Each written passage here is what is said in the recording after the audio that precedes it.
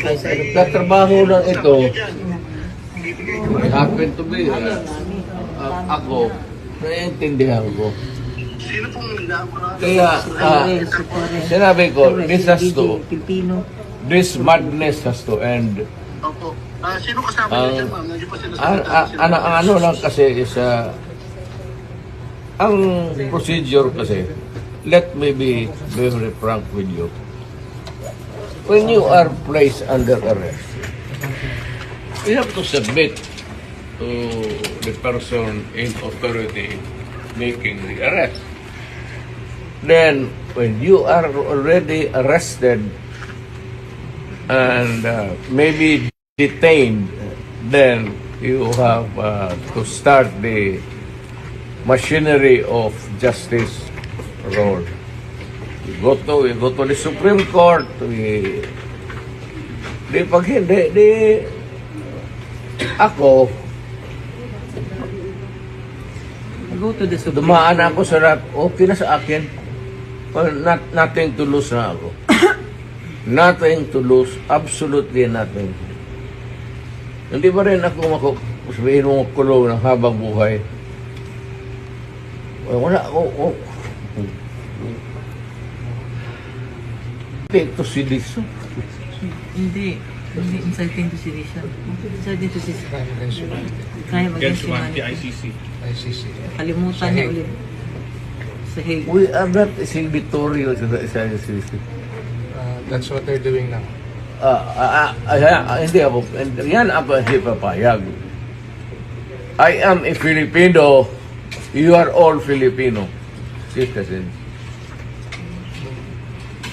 Ako, pag nagkasala, you prosecute me in Philippine courts with the Filipino judge, the Filipino prosecutor, and magpakulong ako dito sa bayan ko. Kung sakali. They're preparing you to bring you to the Hague. I am sure. I am very sure. I'm a lawyer. Abogado ka man. I am sure the Supreme Court will rebuke them. Baski na hindi tayo maghingi na, the Supreme Court will rebuke them. Tignan mo. Hindi pa bayad ang wala tayong extradition treaty.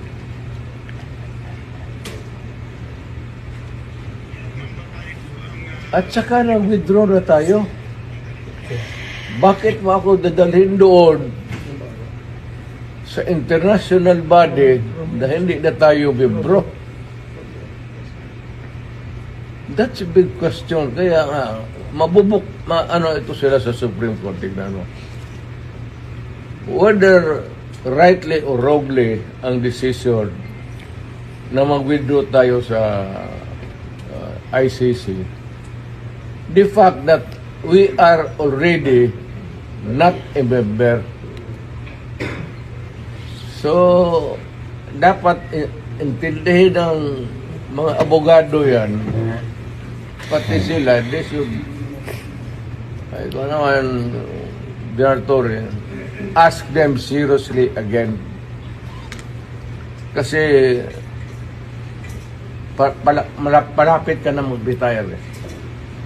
So, just ask them, sigurado ba kayo dito? Kasi hindi na tayo membro ng ICC.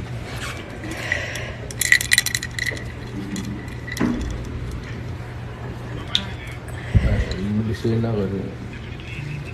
Kaya sabihin lang rin, drama.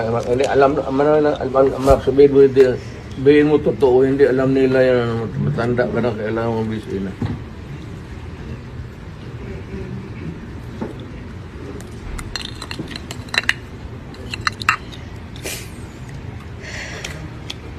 Sabihin mo siya inyo, sabihin mo siya, nagdadala ng kaso dito.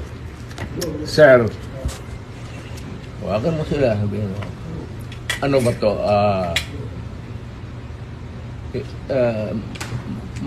May bariyan kasi. Pero kung sasama ako sa iyo, huwag kang magtingin dyan, sasama ako sa iyo. Yes, sir. Thank you, sir. Total, Maraming salamat, sir. nandito naman tayo sa government facility. Yes, So, escape is not a problem. Impossible dream. Thank you, sir. Okay naman, Aparado. Ang akin lang, I might not have the chance anymore to lecture on you na the serious implications nito. Yes, sir. We have withdrawn and then you allow me to be brought to a body of which we are no longer a member. Isa yan. Kaya sabihin mo din sa prosecutor, sabi ni Mayor, kindly ponder on this seriously. Thank you, sir. Alam mo man, nabasa mo man siguro, withdraw na tayo. So, bakit mo ako dalhin doon sa international body na hindi tayo membro? Kung balang araw, per chance, kung isa sa inyo magkakaroon ng kaso, at joking ko yung mga politika to, alam mo naman politika ito. Sabihin ko siguro, doon hatakin mo yan doon sa maligayahan kayo niyan. I'm reminding you, not because I want to, I'm not berating you actually. I'm giving you a lecture na ponder on it seriously because magkakaroon ito ng implication. Una-una, I don't know about, but my family, lalo na si Vice President, if ikaw bukas mag-presidente yan, was-was tayong lahat dito. Or on a longer term, kung tatakbo yan, mananalo yan. Dahil nga sa ginawa ninyo tuloy yung ano.